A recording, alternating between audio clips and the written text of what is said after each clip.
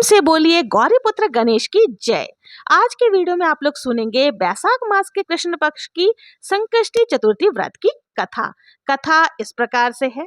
एक बार पार्वती जी ने पूछा, वैशाख महीने की कृष्ण पक्ष की जो संकटा नाम की चतुर्थी कही गई है, उस दिन किस गणेश की किस विधि से पूजन करना चाहिए और उस दिन भोजन में क्या ग्रहण करना चाहिए। गणेश जी ने उत्तर दिया, हे माता, वैशाख कृष्ण चतुर्दशी के दिन व्रत करना चाहिए। उस दिन वक्रतुंड नाम के गणेश की पूजा करके भोजन में कमलगट्टे का हलवा लेना चाहिए। हे जननी, द्वापर युग में राजा युधिष्ठिर ने इस प्रश्न को पूछा था और उसके उत्तर में कुछ भगवान श्री कृष्ण ने कहा था। मैं उसी इतिहास का वर्णन करता हूँ, आप श्रद्धा युक्त होकर सुने। हे राजन युधिष्ठिर, इस कल्याणदात्री चतुर्थी का जिसने व्रत किया और उसे जो भी फल प्राप्त हुआ, मैं उसी को कह रहा हूँ, सो ध्यान पूर्वक सुनो। प्राचीन काल में एक रंतदेव नामक प्रतापी राजा हुए। जिस प्रकार आग तृण समूहों को जला डालती है, उसी प्रकार वे अपने शत्रुओं के विनाशक थे। उनकी मित्रता यम, कुबेर, इंद्रादिक देवों से थी। उन्हीं के राज्य में धर्मकेतु नाम के एक श्रेष्ठ ब्राह्मण भी रहते थे। उनकी दो स्त्रियां थी, एक का नाम सुशीला और दूसरी का नाम चंचला था। सुशीला नित्य ही कोई ना कोई व्रत पूजन किया करती थी, फलतः उसने अपने शरीर को कृश दुर्बल बना डाला था। इसके विपरीत चंचला ने कभी भी कोई व्रत उपवास आदि ना करके पेट भर भोजन किया करती थी। इधर सुशीला को सुंदर लक्षणों वाली एक बहुत ही सुंदर कन्या प्राप्त हुई और उधर चंचला को पुत्र रत्न की प्राप्ति हुई। ये देखकर चंचला बारंबार सुशीला को ताना देने लगी, अरे सुशीला, तूने इतना व्रत उपवास करके शरीर को जर्जर बना डाला, फिर भी एक कृष्ण काय कन्या को जन्म दिया। मुझे देख, मैं कभी व्रत आदि नहीं करती, चक्कर में ना पड़कर हृष्ट पुष्ट बनी हुई हूँ, और वैसे ही बालक को भी उत्पन्न किया है। अपनी सौत का व्यंग्य बाण सुशीला के हृदय में चुभने लगा। वो प्रतिव्रता विधिवत गणेश जी की उपासना करने लगी। जब सुशीला ने भक्ति भाव से संकष्ट नाशक गणेश चतुर्थी का व्रत किया तो रात्रि में वरदायक गणेश जी ने उसे दर्शन दिया। श्री गणेश जी ने कहा, हे सुशीले, तेरी आराधना से हम अत्यधिक संतुष्ट हैं। मैं तुम्हें वरदान दे रहा हूँ कि तेरी कन्या के मुख से निरंतर मोती और मूंगा प्रवाहित रहेंगे। हे कल्याणी, इससे तुझे सदा प्रसन्नता रहेगी, और हे सुशीले, तुझे वेद शास्त्र वेदता एक पुत्र भी उत्पन्न होगा। इस प्रकार का वरदान देकर गणेश जी वहां से अंतर्धान हो गए।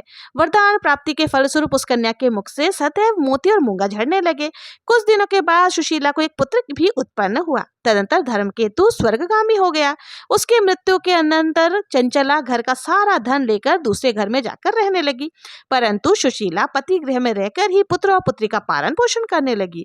उस कन्या के मुख से मोती मूंगा गिरने के फलस्वरूप सुशीला के पास अल्प समय में ही बहुत सा धन एकत्रित हो गया। इस कारण चंचला उससे ईर्ष्या करने लगी। एक दिन हत्या करने के उद्देश्य से चंचला ने सुशीला की कन्या को कुएं में ढकेल दिया। उस कुएं में गणेश जी ने उनकी रक्षा की और वो बालिका सकुशल अपने माता पिता के पास लौट आई। उस बालिका को जीवित देखकर चंचला का मन उद्विग्न हो उठा। वो सोचने लगी कि जिसकी रक्षा ईश्वर करता है, उसे कौन मार सकता है। इधर सुशीला अपनी पुत्री को पुनः प्राप्त कर प्रसन्न हो गई।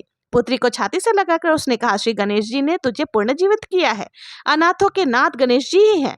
चंचला आकर उसके पैरों में नतमस्तक हुई। इसे देखकर सुशीला के आश्चर्य का ठिकाना न रहा।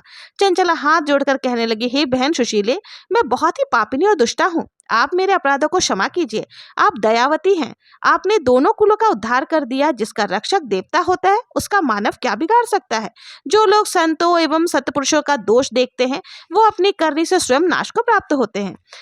इसके बाद चंचला ने भी उस कष्ट निवारक पुण्यदायक संकष्ट नाशक गणेश जी के व्रत को किया। श्री गणेश जी के अनुग्रह से परस्पर उन दोनों में प्रेमा भाव स्थापित हो गया, जिस पर गणेश जी की कृपा होती है और उसके शत्रु भी मित्र बन जाते हैं।